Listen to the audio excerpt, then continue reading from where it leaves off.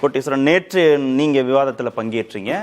இறுதி வடிவத்தை நோக்கி நகர்கிறது அதிமுகன்னு நம்ம பேசணும். தாவேகாவுக்கே அதனால ஆபத்து அப்படின்னு நம்ம விவாதத்தை நேற்று பகிர்ந்து கொண்டோம். ஆனா அவசரப்பட்டு திரு அன்புமணியை சந்தித்தன் மூலமாக ஒரு கூட்டணி நாங்கள் உருவாக்கிட்டோன்னு ஒரு பெர்செப்ஷனை திரு அமித்ஷா கிட்ட ஏற்படுத்துவதற்காக அவசரமாக எடுக்கப்பட்ட முடிவுகள் தானே இவை அனைத்துமே. அமித்ஷா சர்வ வல்லமை படைத்த சாணக்கியர். இந்திய திருநாட்டில் காஷ்மீர்லேருந்து கன்னியாகுமரி வரலும் எல்லா சோஷியல் இன்ஜினியரிங் பண்ணுவார். அவர் பேச்ச ஒருத்தர் கூட்டணியில் கேட்கறது இல்லை. கேட்காத ஆள் யாருன்னா எடப்பாடி பழனிசாமி. நீங்கள் என்ன சொல்கிறது, அதுதான் அதுக்கு பதில். நீங்கள் திருச்சிக்கு வாங்க, தஞ்சாவூர் வாங்க, என் விவகாரத்தில் எதனா நீங்கள் சொன்னீங்க அப்படின்னா அதெல்லாம் நான் செய்ய மாட்டேன். இல்லை, டெல்லிக்கே போகாமல் இருந்திருந்தா, டெல்லிக்கு போயிட்டு திருப்பி சொல்லிட்டு வந்திருக்கிற மாதிரி தகவல். டெல்லிக்கு போய் இதை சொல்லணுமா? போகாமே இருந்திருக்கலாம். கூப்பிடுறாங்கல்ல, கூப்பிட்டு போகலன்னா ரைடு யார் மேலே வேணாலும் வரலாம் இல்லையா? ரைடு விடுற இடத்துல அவங்க இருக்கிறாங்க, ரைடு வாங்குற இடத்துல இவங்க இருக்கிறாங்க. அப்போ யதார்த்த அரசியல். நீங்கள் கூட்டணி வந்துட்டீங்க, உங்கள் கூட கூட்டணி சேர்ந்துட்டேன், உங்களுக்கு என்ன சீட்டோ அதை வாங்கிட்டு போங்க.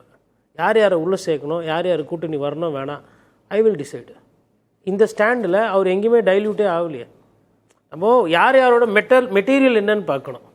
இப்போது ஒரு பொதுக்குழு போட்டு நீங்கள் ஒரு தேர்தலில் வெற்றி பெற்றிருந்தீங்கன்னா நீங்கள் ரியல் சேலஞ்ச் பண்ணுவீங்க.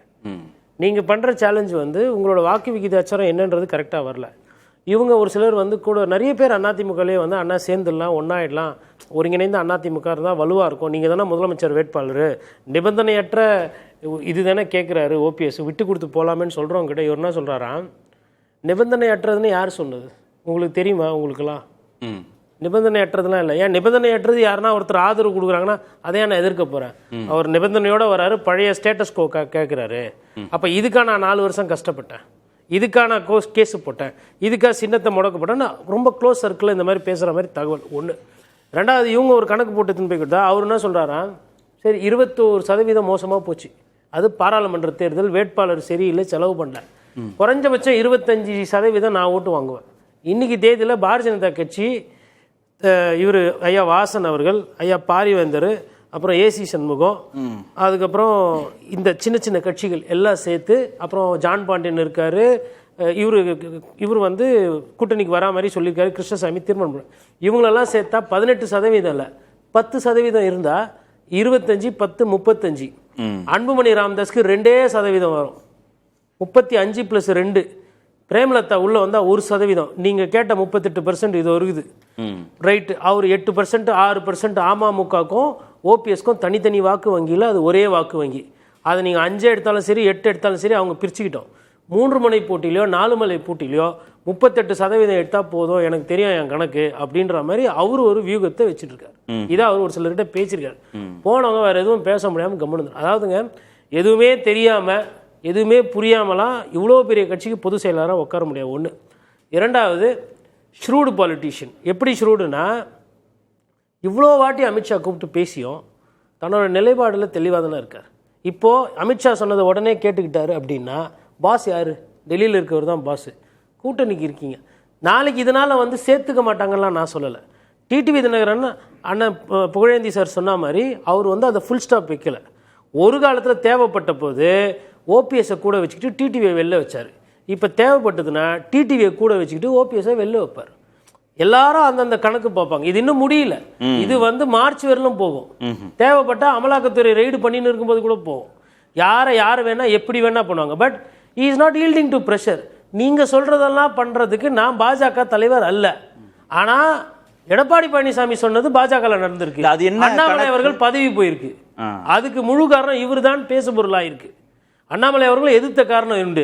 அப்போ அமித்ஷா சொல்றது நடக்கிறது இல்லை, ஆனால் இபிஎஸ் சொல்றது தான் நடக்குது. டிடிவி உள்ள, ஆனால் சசிகலா ஓபிஎஸ் வெளியேங்கிறது என்ன கணக்கு? என்னோட பதவியை சேலஞ்ச் பண்ணாதீங்க. இப்போ அம்மையார் ஜெயலலிதா நிறைய பேரை சேர்த்துருக்காங்க, எஸ்டி சோமசுந்தரம் அவங்க சேர்த்துருக்காங்க, ஐயா காளிமுத்து முன்னாள் சபாநாயகர்லாம் சேர்த்துருக்காங்க. யாரும் அதிமுக பொதுச் செயலாளர் பதவி ஆகணும், நான் முதல்வர் வேட்பாளர் ஆகணும், உன்னை ஏற்றுக்க மாட்டேன்னு சொல்ல. கருத்து வேறுபாடு பிரச்சனையாக இருந்தப்போ நீங்கள் ஒரு அமைச்சராகவோ இல்லை முக்கிய தலைகர்த்தாவோ இருக்கிற மாதிரி அந்த சூழ்நிலையில் தான் சேர்த்துக்கிட்டாங்க. யாரும் ஸ்ட்ரைட்டாக அம்மையார் ஜெயலலிதாவை நீ கிடையாது, நீ கட்சியை விட்டு போயிடு, உன்னெல்லாம் ஏற்றுக்க முடியாது அப்படி சொன்னவங்களை யாரும் அவங்க ஏற்றுக்கல. இப்போ கருத்து வேறுபாடு, கட்சியில் ஒதுங்கி இருந்தாங்க, எதிர்த்து போட்டி போட்டாங்க, வெளியில் போனாங்க, அதுக்கப்புறம் கொஞ்சம் நாள் கழிச்சு சேர்த்துக்கிட்டாங்க. இன்னொன்றுங்க, அது அவங்களோட சாமர்த்தியம். அவங்கள மாதிரியே இவர் இருக்கணும்னு எதிர்பார்க்க முடியாது. தோக்கிறதோ ஜெயிக்கிறதோ அது அவரு தலையெழுத்து. இல்லை, நீங்கள் சொன்ன 38% அப்படிங்கிறத இந்த பக்கம் வச்சுக்குவோம். திரு பிரியன்ஸ் அவரும் திரு புகழேந்தியும் குறிப்பிட்டது மாதிரி வன்னியர் சமூக மக்களுடைய வாக்குகள் இப்ப பாதியா உடைஞ்சிருக்கு. அவரு திரு புகழேந்தி முழுவதுமாகவே போகாதுன்ற 6% வச்சுக்கோங்க. 6 இல்ல 5 மாதிரி தான் வந்திருக்கு. கடந்த 6னா கூட பெரியவர் மருத்துவர் கட்சி தொடங்கினவர் கஷ்டப்பட்டவர் 4%, மிச்சம் 2% இருக்குல்ல. பிரேமலதா விஜயகாந்த் அவர்கள் 1%. இப்படிதான் போட்டு அவரு ஒருத்தர்கிட்ட பேசின மாதிரி எனக்கு தகவல், எனக்கு ஃபர்ஸ்ட் ஹேண்ட் இன்ஃபர்மேஷன் கிடையாது, செவி வழி வந்த செய்தி. இல்ல, வன்னியர் சமூக மக்களுடைய வாக்குல 2% தான், முக்குளத்தோர் சமூக வாக்குகள் குறைய போகுது. இதெல்லாம் நடக்கும்போது சமூக வாக்குகளாக ஒரு பெரும் இழப்பை அதிமுக சந்திக்குமா? இல்லைங்க, நேச்சுரல் லைன்ஸ் இருக்குல்ல. நேச்சுரலாவே வந்து பாட்டாளி மக்கள் கட்சியும் அதிமுக நேச்சுரல் காம்பினேஷன்ல, அது நேச்சுரல் காம்பினேஷன்ல ஆன்டி இன்கம்பன்சி சேர்த்துச்சுன்னா, நம்ம இன்னும் எதிர்கட்சி ஆன்டி இன்கம்பன்சி பத்தி எல்லாம் பேசல. பாராளுமன்ற தேர்தலில் குறைஞ்சபட்சம் வாங்கின ஓட்டு அடிப்படையில் தான் பேசியிருக்கு. போன சட்டமன்ற தேர்தல் வாங்கின வாக்கு வங்கி சேர்த்தீங்கன்னா அது கூட போகலாம். இன்னொன்று, எப்பயுமே 6-8% எதிர்ப்பு வாக்குகள். அந்த எதிர்ப்பு வாக்குகள் யாருக்கு போறதுன்றத நம்ம இங்க பேசல. முழுசும் வரலாம், பிரியவும் செய்யலாம். அப்போ குறைந்தபட்சம் அதிமுகன்றது போன வாட்டி 21ல இருந்து ஒரு 3%, 4% என்னால வாங்க முடியும், நான் அதுக்கு உண்டான வேட்பாளர் போடுவேன், நான் தமிழகத்தை சுத்தி வந்துட்டு இருக்கேன்ற மாதிரி அவரு கன்வின்ஸ் பண்றாரு. சரி, திமுக கூட்டணி பக்கம் இவங்க யாரோ ஓரிரு நபர்கள் நகர்றாங்க, இல்ல இந்த பக்கம் விஜய் பக்கம் இவங்கள யாரோ ஓரிரு நபர்கள் நகர்றாங்கன்னா அந்த ஈக்குவேஷன் மாறி இந்த 38 நாள் என்ன லாபம் அதிமுகவுக்கு? அதாவது 35 வரலும் த்ரெஷோல்டு தாங்கும். அதுக்கு கீழே போச்சுன்னா அதிமுக எதிர்கட்சி, அவ்வளவுதான். நம்ம பேசுறது அரித்மெட்டிக், கணித எண்ணிக்கையில மும்முனை போட்டியில 35% நீங்க குறைஞ்சபட்சம் வாங்கினாதான் நீங்க போட்டியில இருக்கீங்க. நீங்க 35% நீங்க கீழே போயிட்டீங்க அப்படின்னா யாரோ ஒருத்தர் 40 எடுப்பாங்க, இன்னொருத்தர் 30 எடுத்தாலும் சிக்கல் தான். அந்த 35ன்றது பார்டர். அந்த 35க்கு மேல போனா அது வெற்றி விகிதாச்சாரம் எப்படி போகுது? இப்போ இன்னொரு விஷயத்தையும் சொல்றாரு, இந்த கணக்கெல்லாம் போட்டுட்டு 3 லட்சம் ஓட்டுல போனாட்டி ஆட்சி போச்சு, 3ல இருந்து 4% தான் வித்தியாசம். 2 லட்சம் சொல்றாரு. அவர் கடைசியா என்ன சொல்றாருன்னா, நான் 2 லட்சம் ஓட்டு எக்ஸ்ட்ரா வாங்கினா ஆட்சி எந்து மொத்தமா கூட்டி கணக்கு. அப்போ 2 லட்சம் கணக்கு தெரியுது, யார் யார் என்ன சதவீதம் தெரியுது, தொகுதி எதுன்னு புரியுது. அப்போ வந்து புரியாம இல்லையே. அதாவதுங்க, பொதுக்குழுவோ இல்ல செயற்குழுவோ 21 கணக்கும் 24 கணக்கும் இருதுருவ அரசியல் அடிப்படையில நடத்தப்பட்டது. நீங்க 26 தேர்தல்ங்கிறது விஜய்னு ஒரு ஃபேக்டர் உள்ள வருது. அப்போ இந்த களத்தை வந்து அவர் வெறும் திமுக அதிமுகக்குள்ள வச்சே இந்த அரித்மெட்டிக்கை டிரைவ் பண்ணி பாக்குறாரா திரு எடப்பாடி பழனிசாமி? அது இல்ல, அதாவது 2 கட்சிகளுமே, திமுகவும் சரி அதிமுகவும் சரி, விஜய் அவர்களை வந்து அவங்க கணிக்காமலாம் இல்லை. அவங்க என்ன பண்றாங்க, சாம்பிள்ஸ் அவங்க உட்கட்சியில் எடுக்கிற சாம்பிள்ஸ்ல என்ன வருதுன்னா, சிறுபான்மையினர் ஓட்டும் தலித் மக்கள் பட்டியலின மக்கள் ஓட்டும் அதிக இடத்துல எடுக்கிறார். உதாரணத்துக்கு பல்லர் சமுதாயத்தில் இருக்கிறவங்க, அப்புறம் பறையர் சமுதாயத்தில் இருக்கிறவங்க ஓட்டை வந்து விஜய் நிறைய எடுக்கிறாரு. ஆனா கோயம்புத்தூர்ல அருந்ததியர் சமுதாயத்தில் இருக்கிற ஓட்டை வந்து அதிமுக கிட்ட இருந்து எடுக்கிறாருன்ற மாதிரி அது சம்பந்தமா கழகத்துல எடுக்கிறவங்க சொல்றாங்க. அப்போ விஜய் வந்துட்டு எல்லார்கிட்டயும் தான் கணிசமா எடுத்துடுறாருன்னு வச்சுக்கோங்களேன் ஓட்டை. நாம் தமிழர்ல இருந்து கொஞ்சம், அதிமுகல இருந்து கொஞ்சம், இல்ல திமுகல இருந்து கொஞ்சம், எல்லாத்தையும் எடுத்துட்டா இல்ல காங்கிரஸ்ல இருந்து கொஞ்சம். அப்ப அவரு வந்து என்ன ஆயிடும்னா, ஒரு பெரிய இம்பாக்டா ஒரு கட்சி மேல பண்ண மாட்டாரு. அப்ப அது கடைசியில எங்க போய் நிற்கும்னா, இருதுருவ அரசியல்ல போய் நின்னுடும்.